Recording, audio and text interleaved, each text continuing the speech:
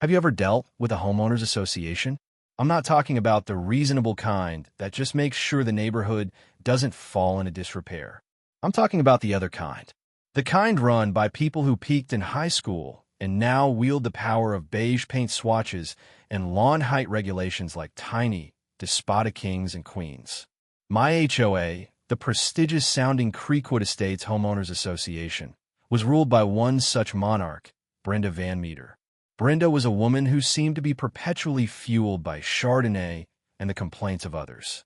For 364 days a year, my interactions with her and her board of loyal sycophants were limited to passive-aggressive newsletters about recycling bin placement.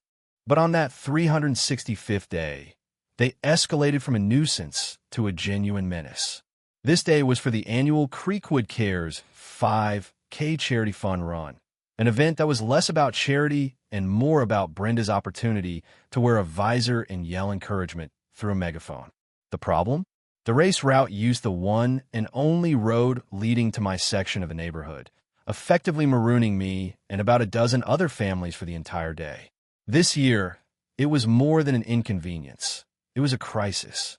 My father was in hospice care a few towns over, and his condition was fragile. I needed to be able to leave at a moment's notice, a fact I had explained to Brenda with as much calm politeness as I could muster. Her response was a masterclass in condescending dismissal. She told me to think of the community and perhaps pre-park my car on the main highway a mile away if I was that concerned.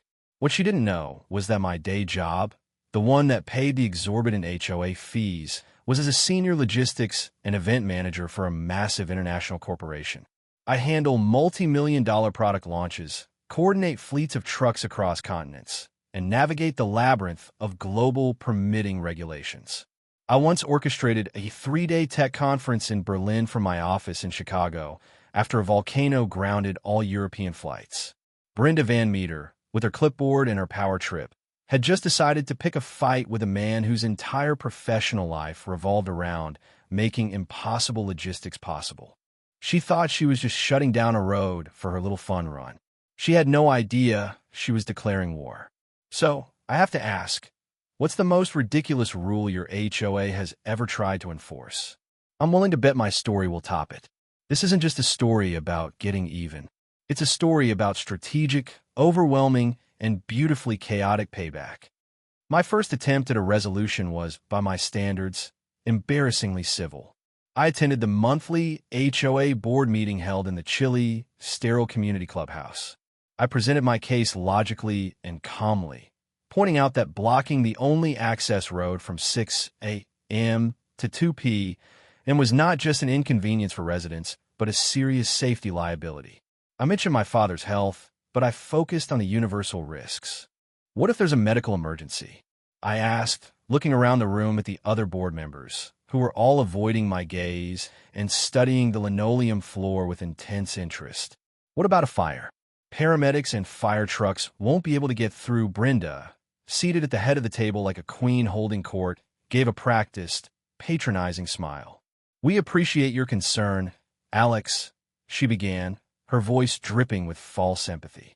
But as always, we are 10 steps ahead. We have coordinated with local emergency services, and we have a fully approved permit from the city for the event. She slid a single piece of paper across the table. It was a standard event permit from the city's Parks and Recreation Department. I glanced at it. It was legitimate, but it was also thin. There were no specific riders about road closures or traffic diversions.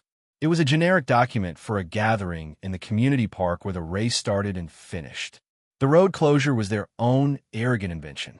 When I pointed this out, that the permit didn't explicitly grant them the right to seal off a public access road, Brenda's patience snapped. Her face hardened. Frankly, Alex, I'm a little disappointed in your lack of community spirit, she said, her voice rising. This is our biggest fundraiser of the year. The proceeds go to buying new petunias for the front entrance. Do you have something against petunias? The sheer absurdity of the question nearly made me laugh. I was talking about life and death access, and she was accusing me of a war on flowers. She doubled down, declaring that the road closure was non-negotiable, and that if I had a problem with it, I could take it up with the city. That was my dismissal. As I walked out of that clubhouse, The frustration that had been simmering within me began to cool and harden into something else entirely: determination. Brenda had made a critical error. She hadn't just dismissed me. She had given me a direct challenge. "Take it up with the city," she'd said. She thought it was a dead end. She thought I was just another annoyed homeowner she could swat away.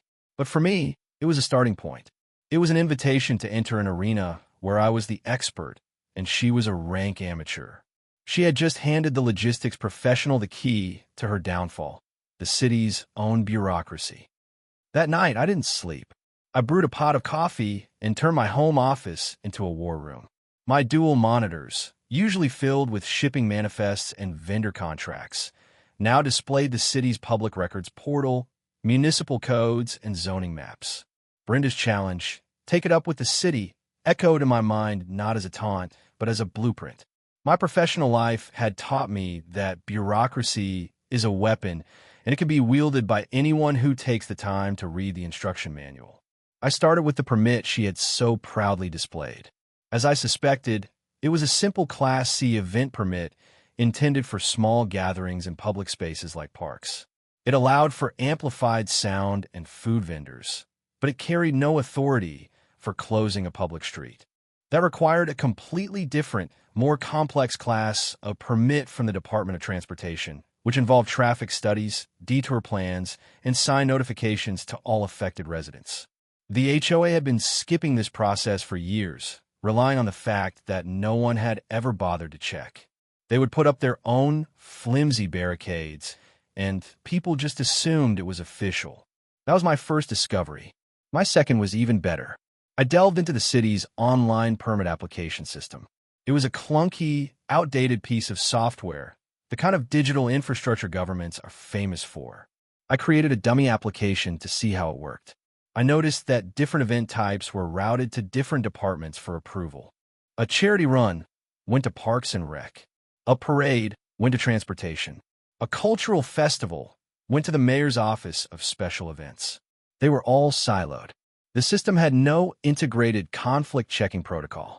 It wouldn't flag two different events sunshine for the same location if they were categorized under different departments. This was the aha moment. The glowing green cursor on my screen seemed to pulse with potential. The system was flawed. It was a loophole wide enough to drive a truck through. And that's when the idea began to form, a beautiful, malicious, and utterly glorious idea. I wasn't going to fight their permit. I was going to get my own. I needed an event that was the complete antithesis of a quiet, family-friendly 5K. Something loud, something disruptive, something that could not, under any circumstances, coexist with runners in pastel shorts. The word popped into my head, fully formed and magnificent: monster trucks. I opened a new browser tab and started researching regional monster truck promoters. It was surprisingly easy. These guys were always looking for new venues and publicity. The plan crystallized with every click. I would create a shell company. I would file for my own permit for the exact same time and the exact same stretch of road. The city's broken system would approve it, and on the day of the Creekwood Cares 5K, Brenda Van Meter and her army of fun runners were going to get a lesson in logistics they would never forget. The first step was to create a legitimate-looking entity. I spent $200 online, and within an hour, Apex Event Solutions LLC was born. It sounded professional, corporate, and utterly boring, the perfect cover. My home address became its official headquarters. Next, I crafted the permit application. This was my art form. I chose the event category motorized vehicle exhibition, knowing it would be routed to the Department of Public Works, a completely different silo from the Parks and Rec department that handled Brenda's 5K. The event title was Apex Auto Show for Youth Engagement. It sounded wholesome, almost charitable. I described it as a static vehicle display aimed at promoting technical education for young people. I was careful not to lie, but to use the most benign language possible. Engine demonstrations were listed as part of the educational sound component. The request to have 2 decommissioned vehicles on site was for a dynamic demonstration of suspension and torque capabilities. In layman's terms, I was getting a permit to crush cars. I submitted the application online, paid the fee with a new corporate credit card, and waited. The email arrived 3 days later. Permit a 7714. B has been approved. My heart did a little jump. It was that easy. The city's fractured, underfunded bureaucracy had performed exactly as I predicted. I now possessed a legally binding document that gave my company the right to occupy the exact same 300-yard stretch of asphalt on the exact same Saturday morning as the HOA's 5K. While I was navigating the city's digital corridors, I was also making contact in the real world. I found a promoter for a regional monster truck circuit. His name was Gus, a gruff but surprisingly savvy businessman who loved the sheer audacity of my plan. I explained the situation, framing it as a unique promotional opportunity. Gus, I said over the phone, I've got a captive audience of several hundred people, plus local news coverage already scheduled to be on site. I'll handle the permits, the insurance, and the scrap cars. All I need from you is one truck, one driver, and a willingness to make some noise. He was silent for a moment, and I thought I might have lost him. Then I heard a low chuckle. Son, he said, you want to crash an HOA bake sale with a 10,000-pound, methanol-guzzling beast named Demolition Duke? You're not just a client, you're a visionary. We're in. All the while, Brenda and the HOA were blissfully unaware. Their latest newsletter had just come out. It featured a smiling picture of Brenda in her running gear on the front page, with a headline, "Get ready for the best 5K ever." The article boasted about record signups and new sponsors. Their overconfidence was my greatest ally. They were so used to their authority being unquestioned that the possibility of a challenge never even entered their minds. They were planning a garden party on a battlefield they didn't know existed. The week leading up to the event was a masterclass in controlled chaos, all managed from my quiet suburban home. I was a general orchestrating a pincer movement against an enemy that was still busy setting up picnic tables. My first move was to secure the dynamic demonstration materials, the scrap cars. I found a local junkyard and bought 2 thoroughly battered sedans for a few $100s each. The owner, a man named Sal with grease permanently embedded in his fingernails, gave me a curious look when I specified that I needed them delivered to a residential street at 4 a.m. on a Saturday. Don't ask, don't tell, right? He grunted. I just smiled and paid in cash. This was a critical part of the plan. The cars had to be in place before the HOA's volunteer army arrived to set up their race cones and water stations. They had to become an immovable part of the landscape before Brenda even had her first sip of coffee. Next, I confirmed the details with Gus. His star truck, Demolition Duke, and its driver, a seasoned pro named Bear, would arrive no later than 5 a.m. I sent them a detailed map, highlighting the precise spot on the road where the 2 scrap cars would be waiting. I also emailed them a high-resolution PDF of my approved city permit, with instructions to print it out and tape it to the inside of the truck's passenger side window. Plausible deniability was key. Bear's only job was to follow his event orders and point to the permit if questioned. He wasn't part of a vendetta. He was just a guy doing his job. I felt a pang of something, not guilt, but a keen awareness of the line I was crossing. I was moving beyond simple revenge and into the realm of magnificent, unapologetic spectacle. I was a professional, and I was about to put on a show. The HOA, meanwhile, continued its oblivious march toward destiny. Their final email blast went out 2 days before the race. It was filled with exclamation points and reminders to wear bright colors and bring your cheering voices. It also contained a sternly worded paragraph reminding the dozen households on my street that any vehicles left on the road after 10 p.m. on Friday would be towed at the owner's expense. The irony was so thick I could taste it. Brenda was so focused on flexing her petty authority over our passenger cars that she never imagined I'd be bringing in a 15-foot-tall, 5-ton monster truck. She was worried about a misplaced Toyota Camry while I was coordinating the delivery of a high-octane apocalypse. The night before the event, I couldn't help but stand at my window, looking out at the quiet tree-lined street. It was the calm before the storm. In a few hours, this peaceful suburban tableau would become the stage for a clash of cultures so profound it would enter neighborhood legend. The sound of a flatbed tow truck rumbling down the street at 3:57 a.m. was the first note in my symphony of chaos. I watched from my darkened living room window as Sal's crew, moving with practiced efficiency, unloaded the two scrap cars. A beat-up Honda Civic and a sad-looking Ford Taurus were carefully positioned side by side in the middle of the road, directly in the path of the 5K race start line.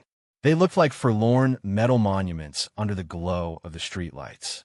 By 4:10 a.m., the tow truck was gone, leaving only silence and two automotive corpses awaiting their final judgment. Phase 1 was complete.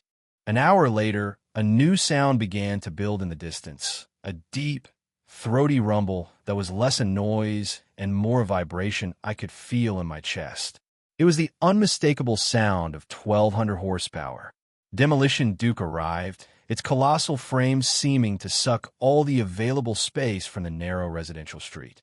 The truck was a masterpiece of mechanical aggression, all gleaming chrome and garish airbrushed flames. Its driver, Bear, a man who looked exactly like his name suggested, expertly maneuvered the behemoth into position right behind the two junkers. He killed the engine, and the sudden silence felt heavier than the noise it replaced.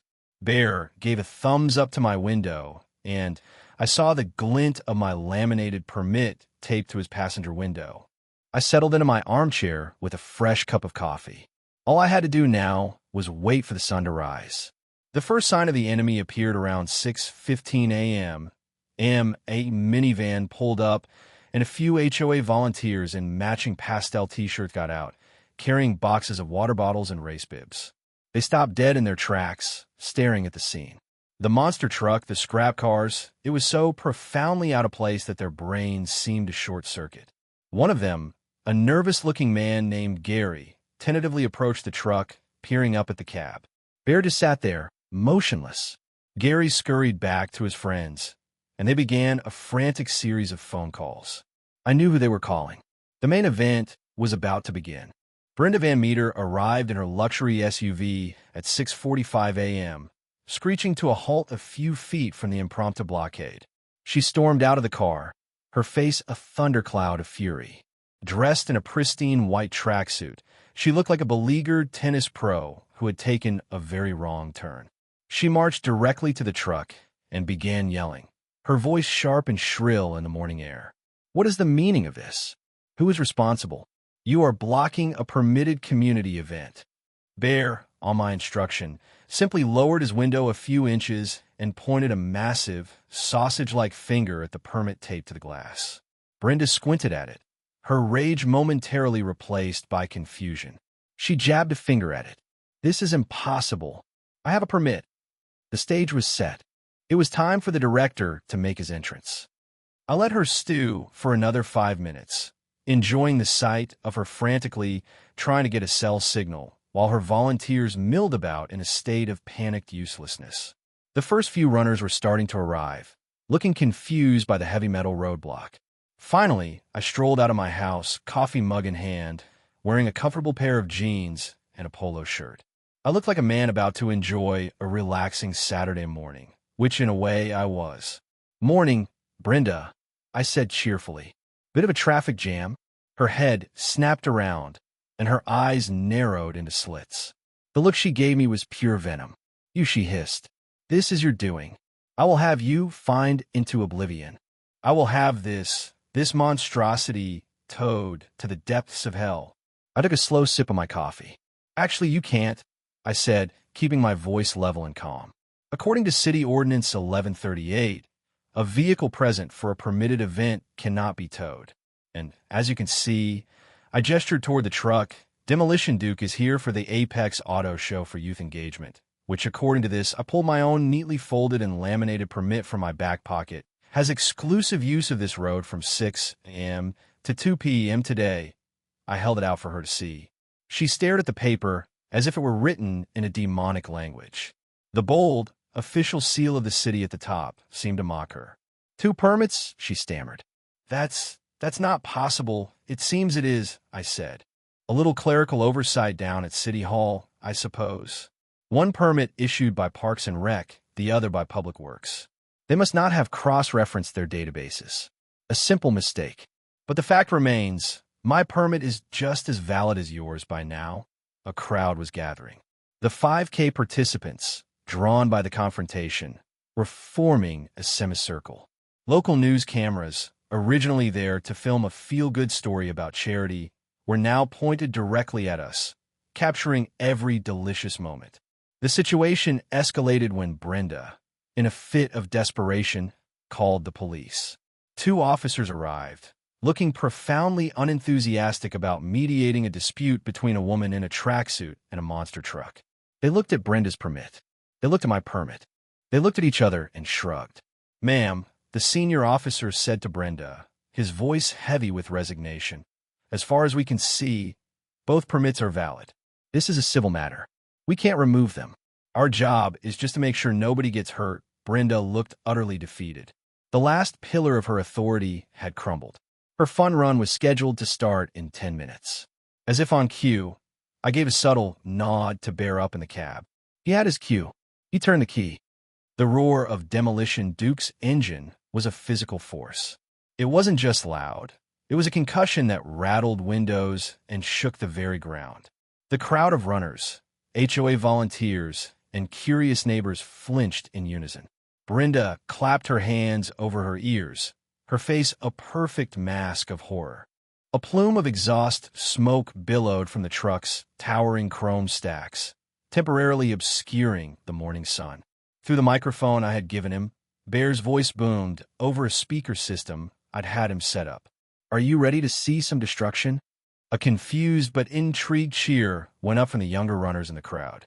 This was not the 5K they had signed up for, but it was quickly becoming something far more interesting. "Brenda Svikid, no.